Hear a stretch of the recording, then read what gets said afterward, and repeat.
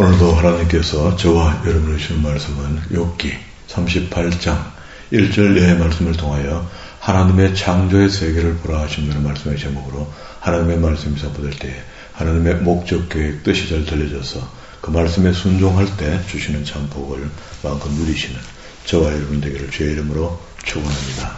이제 두꺼웠던 욥기서 1장부터 37장까지 지난 시간까지 우리가 봤고요. 오늘 38장부터 하나님의 말씀이 주어지는데요. 42장 마지막까지 있는 분량을 다 보려 합니다. 이게 앞에서 마지막 엘리후가 세 친구와 욥에게 양비론적 말을 하면서 다 틀렸으니까 내 말을 똑바로 들으라 하고 이야기할 때 끝에 36장 24절부터 37장 24절까지 안에 있는 말씀을 보면은요, 하나님에 대해서 설명을 해요. 이게 하나님의 권능을 나타낸다고, 엘리후가. 근데 이때쯤 되니까 하나님께서 더 놔뒀다가는 이상하게 되어가겠다 하는 그런 어떤 하나님의 뜻이 있었던 것 같습니다. 그래서 38장 1절에 그때 여호와께서 폭풍우 가운데서 욥에게 말씀하여 이르시되 무지한 말로 생각을 어둡게 하는 자가 누구냐? 너는 대장부처럼 허리를 묶고 내가 내게 묻는 말을 대답할지니라 하면서 하나님께서 하나님의 권능을 다시 설명을 합니다. 그러면은 앞에 엘리후가 36장 24절부터 37장 24절까지 했던 모든 이야기들이 다시 재월 하나님께서 바르게 잡아주시는 거겠죠. 그래서 하나님의 천지 창조에 대한 자연의 계시입니다. 그리고 하나님께서 자연의 세계를 창조하실 때가 어떻게 됐는가 4절부터 38절까지 이야기를 합니다. 내가 땅에 기초를 놓을 때에 내가 어디 있었느냐. 5절에 누가 그것에 도량법을 정하였는지, 누가 그 줄을 그 위에 띄웠는지. 이 줄은 준성이라는 것이고요.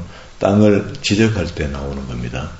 도량법도 그때부터 이미 하나님께서 우리에게 주신 것으로 우리는 적용해서 땅을 가릅니다. 6절에 그것의 주추는 무엇 위에 세워졌으며 그 모퉁이 돌은 누가 놓았느냐. 그때에 새벽별들이 기뻐 노래하며 8절에 바다가 그 모태에 터져 나올 때 문으로 그것을 가둔 자가 누구냐. 쭉 내려옵니다. 12절에 내가 너희 날에 아침에게 명령하였느냐. 새벽에게 그 자리를 일러주었느냐. 이게 하나님께서 창조하시고 새벽을 만드시고 또 저녁을 만드시고 하는 이런 모든 것들이 하나님께서 하셨기 때문에 사람이 어떻게 할 수 있는 게 아니다 라고 이야기를 합니다.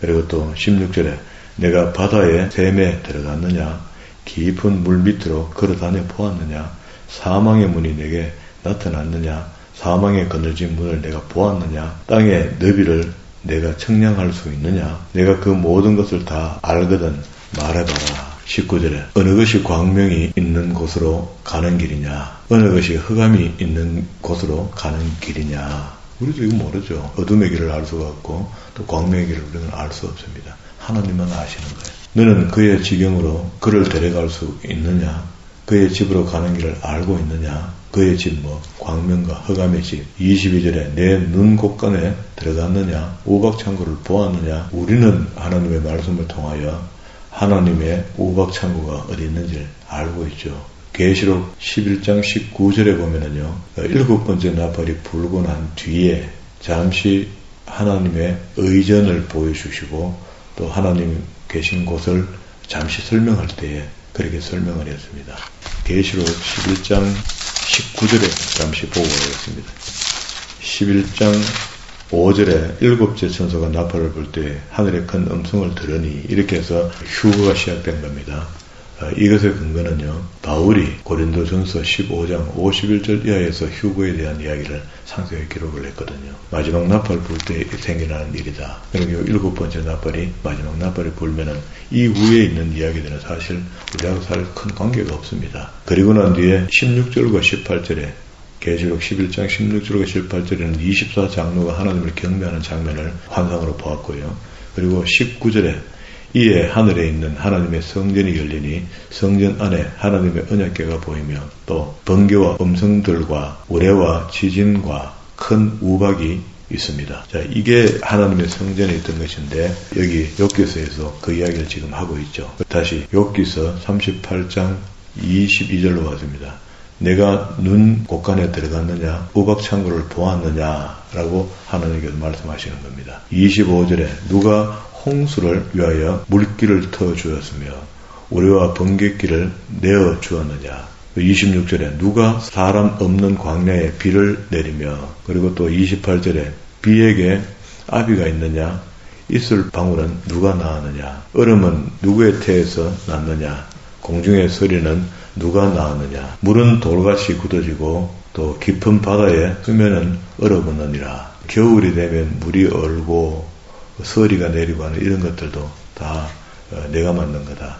31절에 내가 묘성을 메어 묶을 수 있으며 삼성의 띠를 풀 수가 있겠느냐. 너는 별자리들 각각 제때에 이끌어낼 수 있으며 북두성을 다른 별들에게 이끌어갈 수 있느냐. 내가 하늘의 궤도를 아느냐. 이제 우주의 궤도가 조금씩 밝혀지고 있죠. 옛날에 하나님께서 천지를 창조하실 때 다 창조해 놓은 것이다. 35절에 내가 번개를 보내어 가게 하되 번개가 내게 우리가 여기 있나이다 하게 하였느냐. 가슴 속의 지혜는 누가 준 것이냐. 수탉에게 설기를 준 자가 누구냐. 누가 지혜로 구름의 수를 세겠느냐. 38절에 뒷거리 덩어리를 이루어 벅덩이가 서로 붙게 하였느냐. 39절부터는요 40장 1절까지 한 단락이 동물의 세계를 설명합니다. 내가 사자를 위하여 먹이를 사냥하겠느냐. 젊은 사자의 식욕을 채우겠느냐. 또 41절에 까마귀 새끼가 하나님을 향하여 부르짖으며 먹을 것이 없어서 허우적거릴 때에 그것을 위하여 먹이를 마련한 이가 누구냐. 이게 하나님이라는 겁니다. 신약에서는 우리에게 그렇게 비유를 하죠. 들의 백합화를 봐라, 하늘의 새를 봐라. 그럼 누가 먹였느냐. 이렇게 예수님께서 말씀하십니다. 39장 1절에도요. 산염소 새끼 치는 때를 내가 아느냐. 암사슴이 새끼를 낳는 것을 내가 본 적이 있느냐. 그것이 몇 달 만에 만삭이 되는지 아느냐. 그 낳은 때를 아느냐. 또 5절에 누가 들나귀를 놓아 자유롭게 하였느냐. 누가 빠른 나귀에 매인 것을 풀었느냐. 7절에 들나귀는 성읍에서 짓거리는 소리를 비웃나니 나귀 치는 사람이 지르는 소리는 그것에게 들리지 아니하며 초장 언덕으로 두루다니며 여러가지 푸른 풀을 찾나니라. 9절에 들소가 어찌 기꺼이 너를 위하여 일하겠으며 내 외양간에 머물겠느냐. 여기 하나님은 들소, 집소 이렇게 따로 만든 게 아니고 소를 만들어 놓았는데 우리가 길들여서 집소로 만들잖아요. 일하는 소로 만들잖아요. 이런 것들도 하나님이 허락해도 되는 것이다. 이렇게 말씀하십니다. 10절에 내가 능히 줄로 며 들소가 일항을 알게 하겠느냐. 농사를 짓는데 소를 길들여서 되는 겁니다. 길들이게 하게 하시는 하나님. 그리고 13절에 타조는 즐거이 날개를 치며 하계 깃들과 날개 갖느니라. 타조가 태화가 돼서 날지 못하는 것이 아니고 처음부터 타조는 날개도 있지만 달려가는 새다. 이렇게 생각하면 되고요. 17절에 이는 하나님이 지혜를 베풀지 아니하셨고 총명을 주지 아니함이라. 그러나 18절에 그것이 몸을 떨쳐 뛰어갈 때에는 말과 그 위에 탄 자를 우습게 여기느니라. 이게 말이 빠르다고 하는데 타조가 달리면 더 빠르다 그지? 그리고 19절에 말에 힘줄을 내가 주었느냐? 그 목에 흩날리는 갈기를 내가 입혔느냐? 말의 머리털을 이야기하는 것 같습니다. 그리고 26절에 내가 떠올라서 날개를 펼쳐 남쪽으로 향하는 것이 어찌 내 지혜로 말미암느냐. 27절 독수리가 공중에 떠서 높은 곳에 보금자를 만드는 것이 어찌 내 명령에 따름이냐. 그리고 40장 1절에 여호와께서 또 욥에게 일러 말씀하시되 트집 잡는 자가 전능자와 다투겠느냐. 하나님을 탓하는 자는 대답하면 되봐라. 이게 하나님께서 욥이 시험을 잘 받았지만 그래도 끝까지 친구들의 말에 다투었던 그것을 이야기합니다. 그러면 시험 중에는 우리가 참는 것이 유리하겠죠. 잘 인내하고 참으면 좋겠다. 그때 이제 욥이 깨달은 것이 있으니까 하나님께 답변을 하는데요. 욥이 여호와께 대답하여 이르되 오소서 나는 비천하오니 40장 4절입니다. 주께 대답하리이까 손으로 내 입을 가릴뿐이로소이다. 내가 한번 말하여서온즉 다시는 대답하지 아니하겠나이다. 친구들의 말에 변명하지 않겠다. 답변하지 않겠다. 이렇게 이야기하니까 두 번째 하나님께서 말씀하십니다. 40장 6절에 그때 여호와께서 폭풍우 가운데에서 요업에게 일러 말씀하시되 너는 대장부처럼 허리를 묶고 내가 내게 묻겠으니 내게 대답할지니라. 내가 내 공의를 부인하려느냐 내 의를 세우려고 나를 악하다 하겠느냐. 내가 하나님처럼 능력이 있겠느냐 하나님처럼 천둥소리를 내겠느냐. 쭉 내려옵니다. 14절에 그리하면 내 오른손이 너를 구할 수 있다고 내가 인정하겠다. 우리도 이 말씀에 대해서는 아멘입니다. 우리는 아무것도 할 수 없습니다. 그러나 하나님께서 하시면은 능치 못할 일이 없을 줄로 믿습니다. 그리고 이제 15절부터 다시 하나님의 권능을 하나님께서 직접 설명해 주시는데요. 여기는 우리가 알지 못했던 짐승들을 설명하면서 이런 것들을 만들 때 또 만드는 작품들을 보면은 만든 분이 어떤 분이라는 것을 알 수 있지 않겠느냐 하는 표현의 말씀인 것 같습니다. 이제 15절에 소같이 풀을 먹는 베헤못을 볼지어다.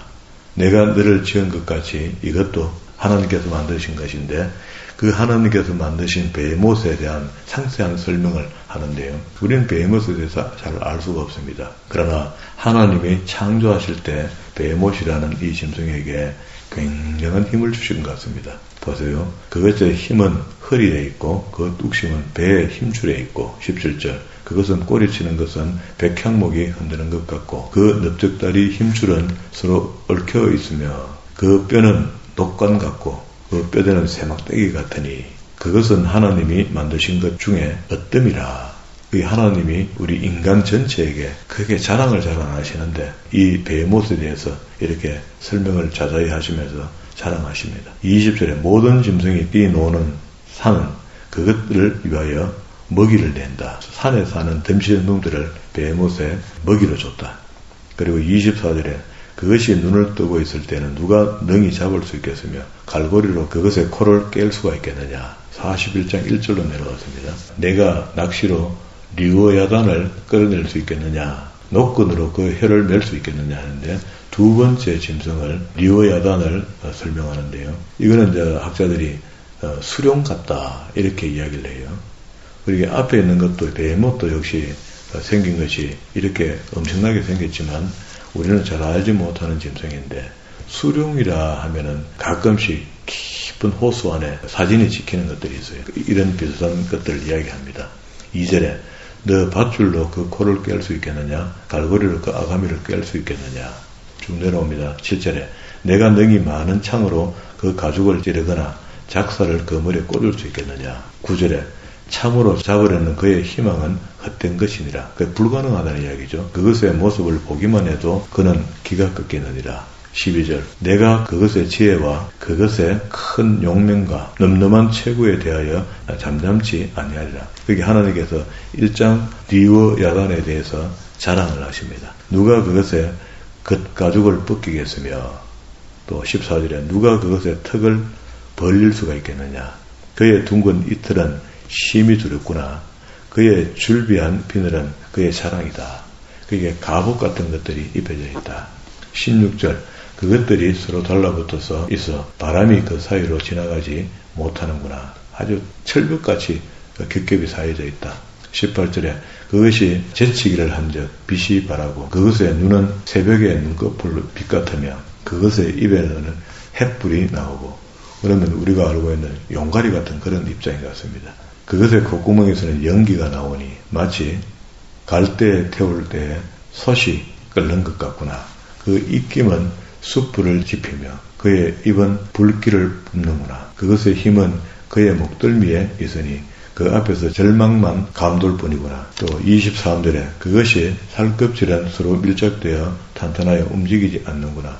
24절 그것의 가슴은 돌처럼 튼튼하여 매쪽 아래쪽 같이 튼튼하구나. 그것이 일어나면 용서라도 두려워하며 달아나리니 칼이 그에게 꽂혀도 소용이 없고 창이나 투창이나 화살촉도 꼽히지 못하는구나. 그것이 쇠를 지푸라기같이 노슬 썩은 나무같이 여긴다. 그러면 이건 감당할 게 없죠. 30절에 그것이 아래쪽에는 날카로운 토기 같은 것이 달려있고 그것이 지나갈 때는 진흙바닥도 도리개로 친 자국을 남긴다. 큰 길이 막 파인다. 31절에 깊은 물을 솥에 물이 끓는 같게 하며 바다를 기름병같이 다루는도다. 이게 우리가 영화를 통해서 이미 이런 괴물들이 나오는 이런 것들, 공룡이 나오는 이런 것들, 영화를 통해서 우리가 이 글을 보면은 이 글이 그것들이 배경이 된 것 같습니다. 32절에 그것이 뒤에 빛나는 물줄기가 나오니 그는 깊은 바다를 백발로 만드는구나. 이게 한번 지나가고 나면은 바다가 전부 다 뿌원색으로 바뀐다. 흔적을 그렇게 남긴다. 33절에 세상에는 그것과 비할 것이 없으니 그것은 어둠이 없는 것으로 지음을 받았구나. 그것이 모든 높은 자를 내려다보며 모든 교만한 자에게 군림하는 왕이다. 이게 이 땅에 있는 모든 것은 만약에 이것이 나타나서 다시 평정시킬 수 있을 정도의 큰 힘을 가진 짐승 리오야단을 이렇게 길게 설명을 했습니다. 이렇게 이야기를 하니까 욥이 42장 1절에서 다시 한번 답변을 하는데요. 욥이 하나님께 대답하여 이르되 2절 주께서는 못하실 일이 없사오며 무슨 계획이든지 못 이루실 것이 없는 줄 아오니 무지한 말로 이치를 가리는 자가 누구이니까 나는 깨닫지도 못한 일을 말하였고 스스로 알 수 없고 헤아리기도 어려운 일을 말하였나이다. 내가 말하겠사오니 주는 들으시고 내가 주께 묻겠사오니 주여 내게 알게 하옵소서. 5절 내가 주께 대하여 귀로 듣기만 하였사오나 이제는 눈으로 주를 배움나이다.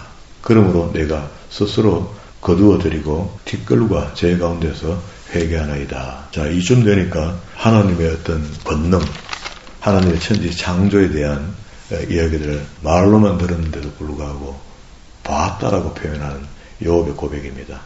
그래서 우리도 하나님의 말씀을 읽어서 이 사실을 실제로 이렇게 믿는 거지, 그때는 그랬고 지금은 다르다 이렇게 표현해서는 안 된다, 그런 말씀입니다. 그리고 난 뒤에 욥은 이런 식으로 하나님 앞에, 하나님의 권능 앞에서 무릎을 꿇고 이제 내가 귀로 듣기만 하였사오나 이제는 눈으로 직접 본 것으로 느끼는 겁니다. 우리도 하나님의 말씀을 그냥 귀로만 듣고 읽기만 하는 것이 아니고 본 것으로 느껴지는 그런 믿음이 우리에게 생겨나기를 축복합니다. 그리고 이제 7절부터는요, 친구들이 책망받게 되는데요. 여호와께서 욥에게 이 말씀을 하신 후에 여호와께서 대만 사람 엘리바스에게 이르시되 내가 너와 내 두 친구에게 이르노니. 그럼 이렇게 되면은 엘리후는 빠졌다는 이야기잖아요. 마지막에 양비론자 엘리후가 이런저런 이야기를 내고 하나님의 권능에 대해서 설명을 했지만 그게 부족하다는 겁니다. 그리고 너무 젊은 사람인 엘리후가 이야기한 것은 여기서 하나님도 그를 책망하지 않는 것을 봤을 때 그러면은 진짜로 책망하고 싶은 사람은 엘리바스, 빌닷, 소발 이 세 사람에게 이야기하게 되는데요. 이는 너희가 나를 가리켜 말한 것이 내 종 욥의 말과 같이 옳지 못함이다 하고 하나님도 분별을 지켜줬죠. 그런즉 너는 숫소 7과 수양 7을 가지고 내 종 욥에게 가서 너희를 위하여 번제를 드리라. 내 종 욥이 너희를 위하여 기도할 것인즉 내가 그를 기쁘게 받으리니 너희가 우매한 만큼 너희에게 갚지 아니하리라. 하나님께서 우매한 백성들의 우매한 소리를 지적은 했지만 그거에 대해서 보응을 하시겠다, 이렇게 벌 주시겠다는 하지 않고 그러니 짐승을 가지고 가서 욥에게 번제를 드려달라 해라, 그런 이야기죠. 그러면은 다시 가서 욥에게 부탁할 때는 욥한테 미안하다라고 말할 거 아닙니까? 그렇게 해서 관계를 회복시키는 것 같습니다. 이는 너희가 나를 가리켜 말한 것이 내 종 욥의 말같이 옳지 못함이라. 9절 이에 대만 사람 엘리바스, 수아 사람 빌닷과 나아마 사람 소발이 가서 여호와께 자기들에게 명령하신 대로 행하니라. 여호와께서 욥을 기쁘게 받으셨다. 물론 이 엘리바스, 빌닷, 소발이 가서 화해하고 짐승을 들여서 욥에게 제사를 드려달라 이렇게 이야기했을 때 여호와께서 욥을 기쁘게 받으셨는데 물론 엘리바스, 소발, 빌닷의 제사도 허용하신 거겠죠. 그리고 이제 10절에 욥이 그 친구를 위하여 기도할 때 여호와께서 욥의 공경을 돌이키시고 여호와께서 욥에게 이전 모든 소유보다 갑절이나 주신지라. 그렇게 남을 위해서 기도했는데 하나님께서는 그 기도를 들으시기 시작했다는 겁니다. 그런데 그들에게 복을 줬다 하는 것이 아니고 욥에게 갑절의 복을 줬다. 이에 그의 모든 형제와 자매와 이전에 알던 이들이 다 와서 그의 집에서 그와 함께 음식을 먹고 여호와께서 그에게 내리신 모든 재앙에 관하여 그를 위하여 슬퍼하며 위로하고 각각 쾌시타 하나씩과 또 금고리 하나씩을 주니라. 이거는 이제 선물 같은 겁니다. 그게 주면서 여호와께서 욥의 말년에 욥에게 처음보다 더 복을 주시니 그가 양 14,000과 낙타 6,000과 소 1,000결이와 암낙이 1,000을 두었고 또 아들 7과 딸 3을 두었고 그리고 또 15절에 모든 땅에 욥의 딸처럼 아리따운 여자가 없었더라. 그들의 아버지가 그들에게 그들의 오라비처럼 기업을 주었더라. 그러니까 이런 일은 없거든요. 그게 우리나라도 여성이 유산을 상속받는 것이 근자에 와서 생긴 일이잖아요. 그런데 이 고대에 딸들에게까지 많은 유산을 분리해서 줬다 하는 것은 이거는 어마어마한 부를 갖고 있었기 때문에 가능한 일이다. 그리고 그 후에 욥이 140년을 살며 아들 손자 4대를 보았고 욥이 늙어 나이가 차서 죽게 됩니다. 이것이 한 사람의 인생의 전체를 보는 것인데요. 이게 어떤 시험이 우리 인생에 짧으면 70, 길면 80이라고 하는 인생에 개입돼 들어올 때 어떤 부분들에 대해서는 우리가 시험도 받고 또 시험을 잘 극복하고 이기게 되면 하나님께서 우리에게 복 주심이 있다는 것을 잘 설명해 준 겁니다. 그래서 우리가 욥처럼 그런 하나님에 의해서 시작된 시험이 아니더라도 우리가 살다가 실수로 인해서 이런저런 마음의 시험 또 죄를 짓게 되거든 반드시 하나님께 회개하는 것이 맞죠. 그리고 또 우리가 눈으로 이때까지 글로만 보고 있던 것들을 직접 글 속에서 영적인 부분들을 덜추어내면서 읽게 하고 보게 하셨으니까 좀 더 섬세하게 하나님을 알아가면 좋겠다. 그게 노벨 문학상을 받았던 빅토르 위고가 말을 했죠. 욥기서라는 책은 세상의 어떤 산보다 높은 산으로 외롭게 혼자 우뚝 솟아있다. 이렇게 욥기서의 문학을 그렇게 칭찬했습니다. 우리가 수없이 이 책을 여러 번 읽었죠. 어려울 때마다 읽었는데 오늘처럼 이렇게 하나님을 바르게 볼 수 있는 눈을 열어주신다는 것, 이것만큼 복은 없는 것 같습니다. 어쨌든 하나님께서 우리에게 복을 줘야만이 우리에게 평강이 있을 것이고 이 평안이라는 것은 샬롬이잖아요. 하나님이 주신 샬롬은 받는 과정이 필요한 것 같습니다. 그러면 연단의 시간들이 필요하고 그 연단의 시간들을 지나고 난 뒤에야 평강이 임하게 되는데 그 연단의 기간들을 숙성기라 보면 되지 않겠습니까? 우리의 삶 속에 완숙기가 필요하고 이 완숙기가 지나고 난 뒤에 완전한 하나님의 회복이 우리한테 임한데 그 회복 속에 우리한테 평안이 있다. 또 그 평안을 그냥 주는 것은 절대 아니다. 이게 우리가 무슨 일을 해서 받을 것은 아니지만 우리에게 다가오는 시험들을 의연히 잘 이겨내면은 하나님께서 주시는 평안, 그런 온전한 평안을 받을 때에 평안이 지속될 수 있다. 이런 겁니다. 이 평안이 있는 사람이 살아가면서 사람들과 만나고 또 만나고 만날 때에 하나님의 선전판으로 만나질 수 있다. 그래서 창세기에 나오는 아브라함의 선전판, 이삭의 선전판, 그 선전판이 모델로 되어 있으니까 그 모델이 오늘 내게 아브라함의 선전판, 이삭의 선전판처럼 살아서 하나님께서 그의 농사를 지어 100배의 복을 받는 이삭의 복처럼 우리도 하나님의 선전판으로 평안을 누리며 살아갈 때에 하나님께서 우리에게 복 주시지는 않고는 안 되도록 살아버리는 그런 믿음이 우리의 각자의 믿음이 되어서 그 믿음대로 살아 하나님께 주시는 복을 마음껏 누리시는 저와 여러분 되기를 주의 이름으로